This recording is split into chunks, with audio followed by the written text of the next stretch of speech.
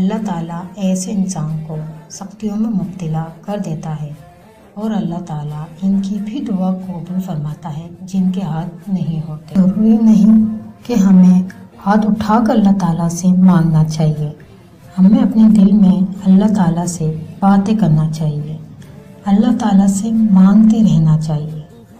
اللہ تعالیٰ ہر چیز پر قادر ہے۔ اللہ تعالیٰ فرماتا ہے کہ اے میرے بندے، میں کچھ بھی تجھے تیری ضرورت سے زیادہ تجھ پر بوجھ نہیں ڈالتا، تو مجھ سے مانگ کر دے، تو مجھ سے جو بھی مانگے گا میں تجھ کو ضرور عطا کروں گا۔ آج کا وظیفہ دعا کی نیت سے ہے۔ اگر دعا سے پہلے یہ 2 الفاظ پڑھ لیے جائیں، اس میں وقت کی کوئی قید نہیں ہے اور نہ ہی عدد کی کوئی قید ہے۔ آپ اس عمل کو کسی بھی وقت دعا مانگنے سے پہلے کر سکتے ہیں۔ جب بھی دعا کرنی ہے، جب بھی دعا کرنے سے پہلے 2 الفاظ بہت طاقتور ہیں، یا رحمان یا رحیم۔ آپ سوچ بھی نہیں سکتے کہ یہ کتنے طاقتور ہیں۔ آپ اس کو ایک بار ضرور آزما لیں، انشاءاللہ آپ کے دل کو اطمینان ملے گا۔ جب آپ یہ وظیفہ کر لیں گے اور دعا مانگیں گے تو اللہ تعالیٰ آپ کے ہاتھ نیچے ہونے سے پہلے آپ کی دعا کو ضرور قبول فرما لے گا۔ آپ کو اشارہ ہو جائے گا، انشاءاللہ آپ کا کام بن جائے گا۔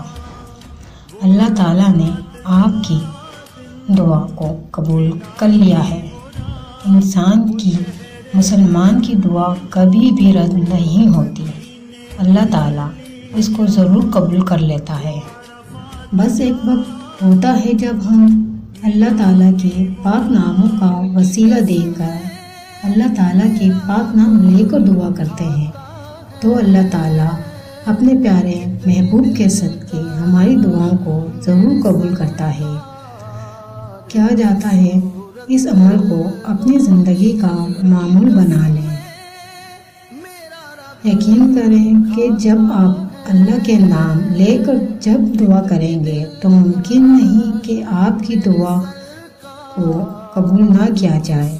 میں جب بھی دعا کرتی ہوں میں یہ 2 نام ضرور پڑھتی ہوں، میں یہ 2 الفاظ پڑھتی رہتی ہوں۔ یقین کریں اللہ تعالیٰ بہت خوش ہوتا ہے اور اللہ تعالیٰ بہت زیادہ نوازتا ہے اور اللہ تعالیٰ ہماری دعا کو قبول کرتا ہے۔ آپ بھی یہ عمل ضرور کریے گا، ایک دفعہ آپ یہ عمل ضرور کر کے دیکھیں، انشاءاللہ اللہ تعالیٰ آپ کی دعا کو بھی قبول فرمائے گا۔